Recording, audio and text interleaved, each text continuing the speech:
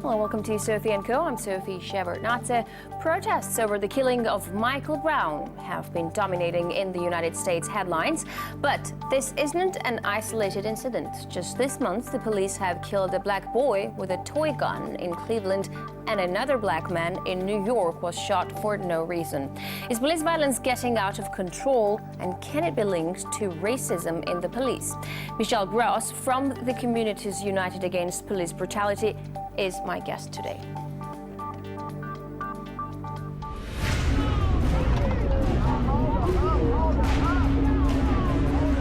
State of emergency slapped onto a small U.S. town as public fury breaks out over the killing of a black teenager, and the policeman who shot him walks free. Why does manslaughter committed by the force go unpunished? What causes American officers to be so quick to pull the trigger? And can the anger provoked by the killing of another civilian turn the tide of police brutality? Michelle Gross, president of Communities United Against Police Brutality, thank you for joining us today on our program. Now, protests over Ferguson shook over 170 cities across the United States. Apart from Ferguson itself, we've seen protests in LA, New York, in Dallas. You're based in Minneapolis. Have people taken to the streets there? And I know you're also in contact with those who are in Ferguson. What do they want?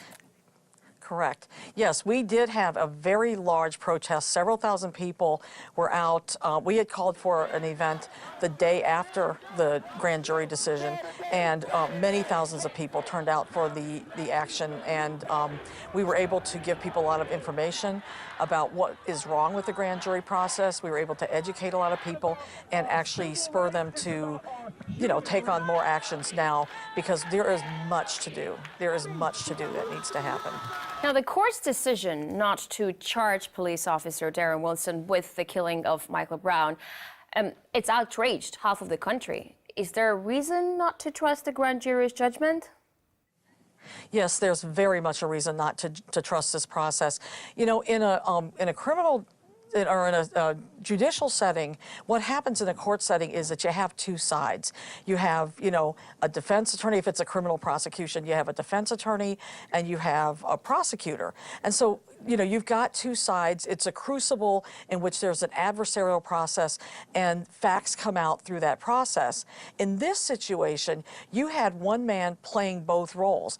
And that particular individual, not only was he playing both roles, but he has had a long-standing relationship and reliance on the police in order to do his regular job as a prosecutor. There wasn't any way in the world he was going to truly be able to affect, a fair process. And now that this whole thing is over, many of the holes in the process are starting to be seen. What should have happened is this. In most states, and I believe it's true in Missouri as well, prosecutors are not required to impanel a grand jury unless they intend to charge the individual with first-degree murder. And there's never a way in the world that a police officer would be charged with first-degree murder for doing their job, because it wasn't premeditated and things like that.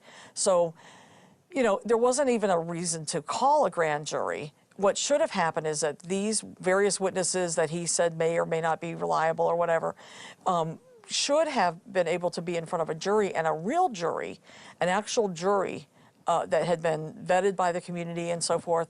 A real jury could have heard the testimonies and decided for themselves what is credible and what isn't. Having one person stand in for both the prosecution and the defense is not possible. It's not correct. And of course, it was designed to elicit the exact outcome. We actually said going into this that this was going to be the outcome, and we weren't actually surprised. We were outraged, but we weren't surprised. Also, there was no proper account of the events of that day heard from Wilson until very recently. Why did it take so long?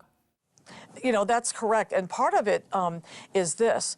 If you or I or any average community member was involved in a crime or even a witness to a crime, we would be interviewed right away. Our positions, our understandings, our accounting of the situation would have been documented quickly. First, there wasn't even a police report for the better part of a month that would put into writing Wilson's own positions on things. They didn't even interview him or create a police report until the better part of a month. This gave him a long time to concoct his version of reality. And, you know, when you've got two people and one of them is dead and not available to be a witness any longer, then what the other person says takes on great weight. And so consequently, that needed to be ensconced in writing quickly. You know, this idea of giving him nearly a month to come up with his story before they put anything into writing is wrong. And so that's right out of the gate. And then even since then, his story has changed multiple times. But also, you know, there was a foolish story that was going around. But also, I couldn't help but notice what he said when he actually said that. Wilson said he has a clean conscience, that he wouldn't have acted any differently. Why is he acting so self-assured in the face of such strong reaction? Does he feel the police force has his back no matter what he does? That's exactly what the issue is. The police force, the city officials, the county officials, the government has his back no matter what he does. And this is characteristic of policing in this country. You know, we have situations, this was an egregious situation to be sure, and of course, people have reacted strongly to it. But we had a situation in Detroit some years back in which a 7-year-old girl, Ayanna Jones, was shot through the top of her head while she was napping on the sofa in her home after police broke into the wrong apartment in a raid. And, you know, here's this young woman, she's, I mean, a girl, a little child, laying on her sofa sleeping and is shot through the top of the head. And they could not even get an indictment in that case. You know, we in Minnesota have documented over 208 cases in which people died at the hands of police in the state of Minnesota in the last decade or so. We have never seen a single indictment. We have never seen a single prosecution, not even a single charge. Wow. Nothing happens in these cases. You know, it just is the nature of policing in America because they're given a wide berth to control the masses, if you will, by any means necessary. We're going to talk in detail about the power of police and why they have so much power. But before we get there, I want to talk about this particular case because this time around, National Guard was deployed around the city ahead of the announcement over Wilson. Police was on standby and store owners boarded up windows in preparation for riots. The government imposed a state of emergency. Authorities knew there would be public outrage. Was the reaction bigger than expected? I don't think that the reaction was bigger than expected at all. And frankly, like you said, they had prepared for it. So it's very interesting to us that with all of these weeks of preparation and all of this expenditure on military armament and bringing in the National Guard and really essentially turning the city of Ferguson into a war zone, it is amazing to us that essentially police were nowhere near the black side of town. You know, the people we're talking to down there have said that police basically abandoned the black side of town and left it to people who are not protesters, but who, you know, there's always people that do bad things and a criminal element, and basically left that part of town to the criminal element to do the looting and things like that. You know, I really don't think that those people were involved in protests. In fact, I even think that some of them might have well been encouraged to behave in that way. It's quite amazing to us that there could be so much preparation, and yet that was the outcome. And so many people are quite suspicious. Like I said, many residents in the area are quite suspicious about the role of police in that whole matter. Right, but it did look a little scary. I mean, arrests and tear gas, riot-clad police, National Guard wearing masks. But at the same time, you know, there's looting, there's arson, and that isn't exactly peaceful, and that has nothing to do with justice.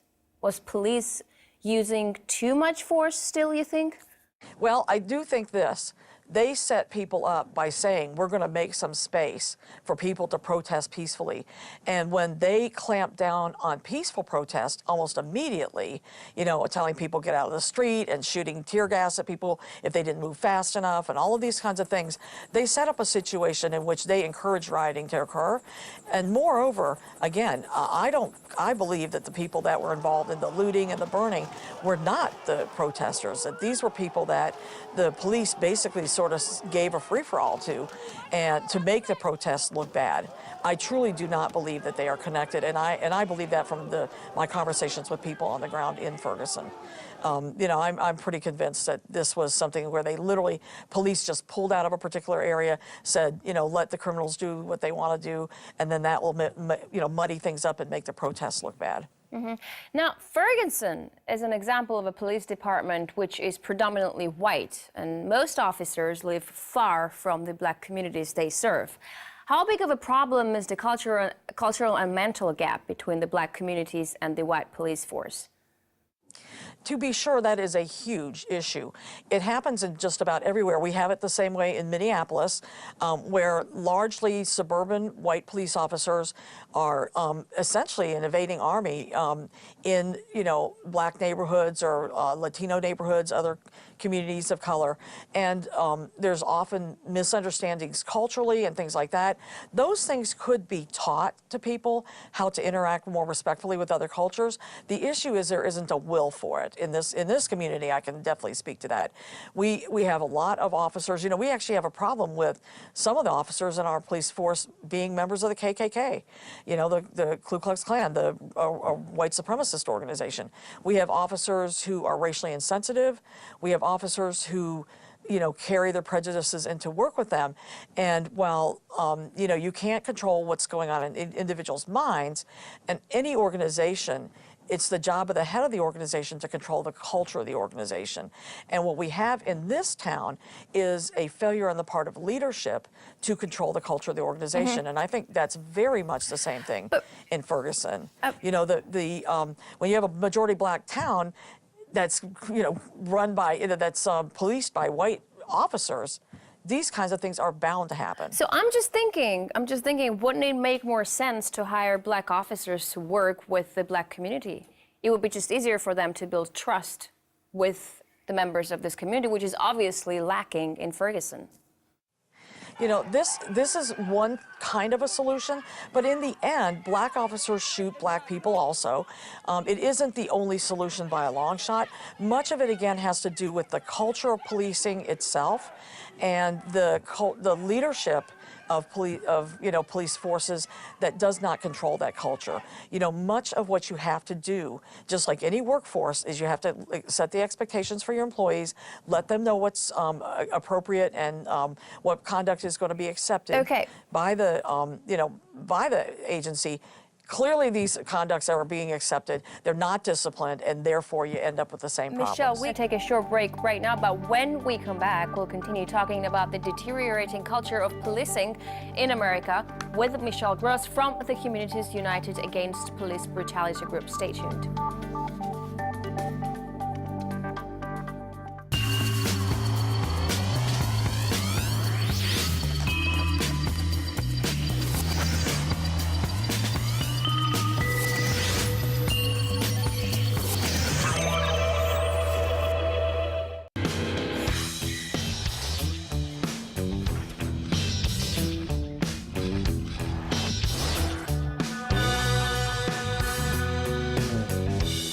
Business news, reviews, economic ups and downs from the finance hub of Moscow to London, New York, Shanghai and the rest of the globe. Join me, Katie Pilbeam, every week on RT.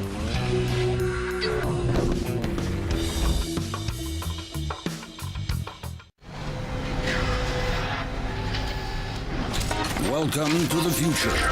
12 countries team up to spend over €1 billion to build the most powerful X-ray machine on the planet, in a race to shine a light on some of the mysteries of the micro-universe. To find out the hows and whys, we travel to the land of the hamburger. Tune into this month's show as we get to the heart of the matter. Technology update here on RT. We've got the future covered. Right from the scene. First-rate news and eye-gripping pictures.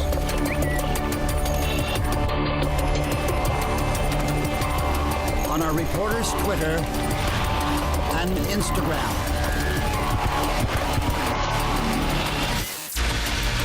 To be in the know, follow us online.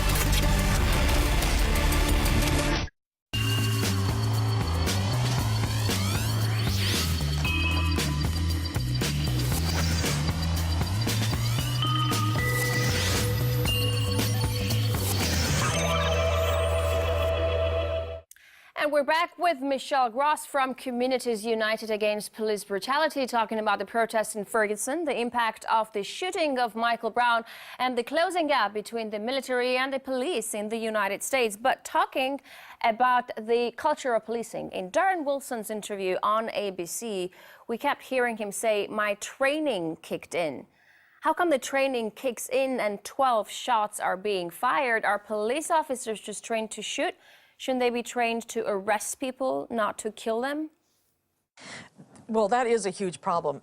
Shoot to kill is a gigantic issue in this country because, you know, we've got now a case that's out of Ohio of a young boy who was playing with a plastic gun. You know, he's a 12-year-old kid, and he's running around in the park. The police roll up on this guy. There's a new video that's much clearer on this little kid, and don't even say anything to him and immediately open fire and kill this young man. And so the kind of knee-jerk reaction to any situation without at least a partial investigation, at least an initial investigation, is really appalling. And there's a lot of studies that are starting to come out now that show that because of the individual officer's prejudice, you know, yes, we say that officers in this country, you know, there is a permission, a tacit and legal permission for officers if they feel their life is in danger and if there is a legitimate danger to shoot people or to use other kinds of force. But this kind of thing of where you see a black person, even a little kid, and instantly fly into, you know, I've got to kill this kid, it's him or me, you know, there's clearly a problem with that mentality. Part of the reason that Darren Wilson kept saying that statement about my training kicked in, that was legal. That was a legal reason for saying that. When an officer is, you know, potentially going to get charged, they have to rely on their training by saying, you know, my training kicked in, or, you know, I'm doing the training thing. What they're saying is, if there's any liability here, the city has to pay for that liability because this is how they trained me. So he's really parroting the lines his lawyer told him to say. Police, when they're taught to shoot in order to stop a threat, they're also given power to be the judge and the executioner in any moment they fear for their lives. This kind of authority, I'm just thinking, doesn't this essentially grant them impunity? It does. It absolutely does. You know, and the crazy part is that there's never a sort of an examination after the fact to really look at these things and say, was this legitimate? And what, you know, when you say that a person can do what they want to do based on their mindset, how can any of us know what's in the person's mind at the exact moment? So therefore, after the fact, they get to be sort of, you know, they get to come up and tell you what was, you know, on their minds and things like that. Literally this nonsense of, I fear for my life. You know, can we have a conversation about what's reasonable? You know, I drive down the street every day, and maybe there's other drivers that are poor drivers. I can't act like I fear for my life at all moments because, you know, I'm so precious and these other drivers might take me out at any second. You know, we have to have what's reasonable. Is it reasonable for a kid that's playing in the park with a plastic gun, you know, that's clearly a plastic gun, for the police to roll up on him within 10 feet of him, jump out of their cars and instantly shoot this kid? You know, how can you even say that that's something reasonable? So a big part of the problem is the reliance on the police officer's mindset. What was he thinking at the time? You know, after the fact, the police officer can say they were thinking anything at the time. So it's a ludicrous standard. It's an incorrect standard. You know, we have to take into account the totality of circumstances. And one of the things that the courts have said here that's really problematic is this mindset that, oh, we have to recognize that officers are dealing with split-second situations, blah, blah, blah. I can tell you, as someone who videotapes police on a regular basis and observes interactions between police and the community, that many times police officers escalate a situation that could easily be handled with just words. And they escalate it because they want to feel in control at all moments, and because they, frankly, some of them want to have the excuse to use violence on people by insulting them, you know, agitating people, when a simple conversation would do the job. You know, I tried to look for a number, statistics on how many people are shot by police in America. I couldn't find anything, or at least maybe it's just me, but I feel like there is no number.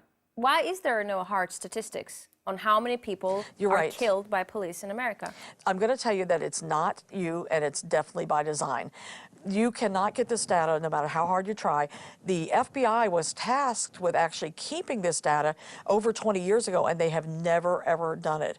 Our organization gathers this information through contacts with family members, through perusing the media and so forth to try to gather this information.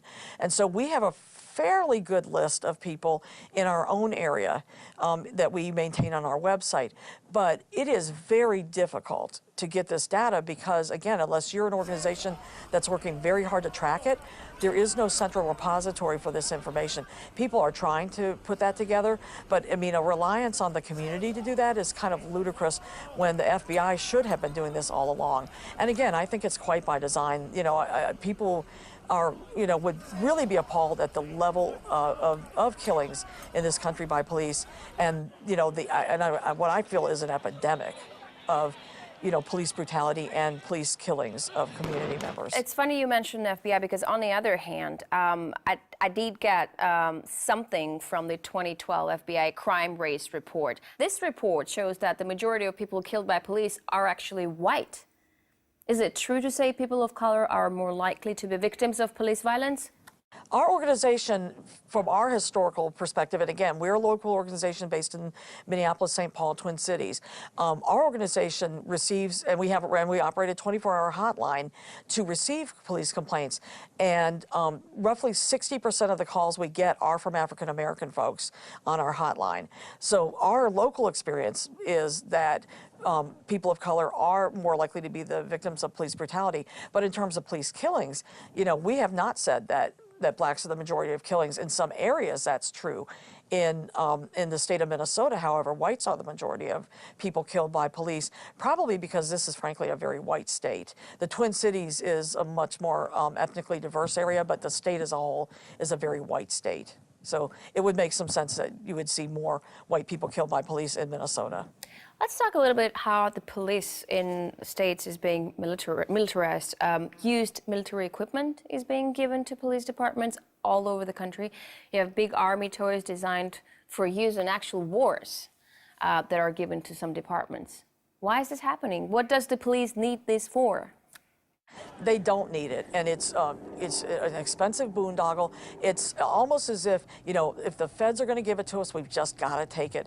And the idea that we have police, driving these tanks through the street, all of this kind of high-end military weaponry is frightening. We have in this country the thing called the Posse Comitatus Act, which basically says that the military of the U.S. cannot be used in the continental the United States, within the boundaries of the United States. So what they've done instead is they took the armies, the little armies that exist in every single community called the police, and they've armed them instead to essentially be an extension of the military. And frankly, they work closely with the military. There are these things called fusion centers where the military, the FBI, federal agencies, Homeland Security, and local police departments share information and strategies and things like that. It is a frightening spectacle. And the amount of money that is being used for these things is unbelievable. So I'm thinking, Michelle, there's some local police chief who's watching the coverage of these riots and sees how, police is being militarized, and he goes, well, I want the same thing. I want a tank too. Do you think this coverage will actually help the process of militarization? Will there be more support for military equipment in police departments? Because they're scared of the public now, right? It's funny you should ask me that, because that's exactly what I said. Yeah, that's exactly what I said. I said, this thing that happened in Ferguson after the grand jury decision was set up to justify the militarization of the police in Ferguson as well as the rest of this country. That's really pretty much the first thing that I said when I was talking to people on the ground that said that the police had pulled out of the black area of town that and was letting all these businesses burn, and kind of encouraging lawlessness. In my mind, honestly, I really do think that's what it is this was a way to justify the ongoing militarization of policing in this country. Another interesting fact is that U.S. police force is being trained abroad, in Israel, to be precise, and on the pretext of counter-terrorism training. But Israeli police have vastly different challenges. They're constantly faced with terror threats. There's a looming war so close to their homes. American cops aren't faced with all of that. Why do officials think it's going to work well in America?